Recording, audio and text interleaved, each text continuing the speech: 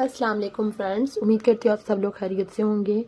आज मैं आपके लिए लाई हूँ chapter number 15 environmental chemistry 2 water का लास्ट लेक्चर, जो कि लेक्चर नंबर 14। आज हम इन्वायरमेंटल केमिस्ट्री 2 वाटर के लॉन्ग क्वेश्चन को सॉल्व करेंगे। क्वेश्चन नंबर 1 है, how does water occur in nature. Nature में वाटर जो है वो किस किस फॉर्म में पाया जाता है और वाटर की क्या डिवीजन है अर्थ के ऊपर, और उसकी फिजिकल प्रॉपर्टीज भी मेंशन करनी है। पेज नंबर ये जो चैप्टर स्टार्ट हो रहा है पेज नंबर 137, उसमें वाटर की डिस्ट्रीब्यूशन मेंशन है, आपने यहाँ से लिख लेना है। और साथ में वाटर की फिजिकल प्रॉपर्टीज दी हुई हैं पेज नंबर 138 के ऊपर। ये इसका दोनों पार्ट जो है इसका आंसर होंगे।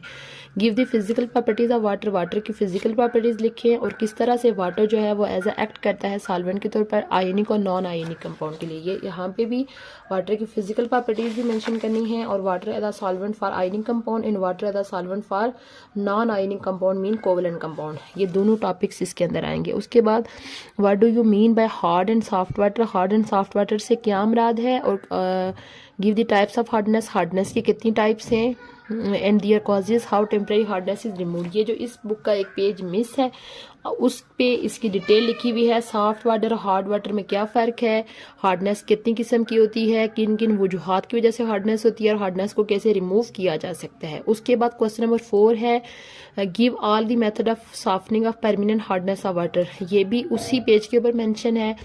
What are those human activities which make the water polluted, यानी उन ह्यूमन एक्टिविटीज़ के बारे में लिखें जो कि वाटर को पॉल्यूट कर रही हैं, और मेजर एयर पॉल्यूटेड को क्या करें, डिस्कस करें। ये है यहाँ पे पेज नंबर 146। ये डिफरेंट ह्यूमन एक्टिविटीज़ मेंशन हैं जो कि वाटर को पॉल्यूट कर रही हैं, ये वाली डिटेल, और साथ में डिफरेंट पॉल्यूटेंट और उनके सोर्सेज। ये आपने इस क्वेश्चन का आंसर में लिखना है। उसके बाद क्वेश्चन नंबर 6 है, इंडस्ट्रियल वेस्ट इफ्लुएंट्स क्या होते हैं, give the description of smoke, smoke का क्या रोल है और किस तरह से वाटर मेटल जो है वो कंटामिनेशन में रोल प्ले करती हैं। ये जो इसका sources of water pollution its effect का जो पहला सोर्स था इंडस्ट्रियल वेस्ट इफ्लुएंस, इसमें डिफरेंट चीज़ें लिखी हुई हैं। आप स्मोक का डिफरेंट आप पॉइंट्स बना के स्मोक के बारे में अलग से लिख सकते हैं, और ये मेटल्स के बारे में लिखा हुआ है, हैवी मेटल्स के बारे में, और उनका इफेक्ट लिखा हुआ है, ये अलग अलग से आप मेंशन करके लिख सकते हैं।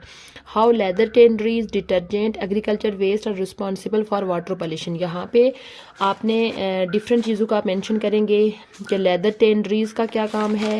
ये देखें, लेदर इंडस्ट्रीज के बारे में ये मेंशन है, एग्रीकल्चर वेस्ट के बारे में ये मेंशन है, और ये डिटर्जेंट के बारे में ये मेंशन। आप अलग अलग से पॉइंट बना के आपने इसका आंसर लिख लेना है।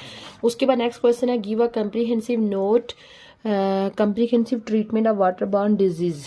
यहाँ पे ये वाटर बॉर्न डिजीजेस के बारे में जो है वो आपने डिटेल में लिखनी है। उसके बाद नेक्स्ट क्वेश्चन है, how animal life is affected by hydrocarbon, hydrocarbons को किस तरह से हाइड्रोकार्बन किस तरह से एनिमल लाइफ को इफेक्ट करते हैं, और डिस्कस करें कि agriculture waste contaminate soil and water. अब ये जो हमने एग्रीकल्चर वेस्ट के अंदर डिफरेंट केमिकल्स पढ़े हैं, बेसिकली ये सारे इंसेक्टिसाइड, हेर्बिसाइड, फंजीसाइड, इन सबको एज अ होल जो बोलते हैं पेस्टिसाइड्स बोलते हैं। ये जो पेस्टिसाइड्स होते हैं ये कौन से कंपाउंड है, ऑर्गेनिक कंपाउंड है। तो ये ऑर्गेनिक कंपाउंड की ही डिटेल पूरी लिखी हुई है कि कौन कौन से पेस्टिसाइड्स यूज होते हैं, वो फिर क्या इफेक्ट करते हैं, वो सारी डिटेल मेंशन है। ये आपने इसके आंसर में लिख लेना है। ये था हमारा आज का लेक्चर, जिसमें हमने चैप्टर नंबर 15 के लॉन्ग क्वेश्चन को सॉल्व किया है। ये हमारा था 15 चैप्टर। इसके बाद जस्ट इस बुक का एक ही चैप्टर रह गया है जो कि चैप्टर नंबर 16 है। अगर आपने इस बुक के कंप्लीट लेक्चर्स देखना चाहते हैं तो आप हमारे चैनल पे जाके प्लेलिस्ट के अंदर हर चैप्टर के नेम से एक अलग प्लेलिस्ट बनी हुई है, वहाँ पे आप तमाम चैप्टर्स के तमाम लेक्चर जो है वो डिटेल में देख सकते हैं। इंशाल्लाह बहुत जल्द मैं न्यू चैप्टर के साथ हाजिर होंगी। तब तक के लिए अल्लाह हाफिज़।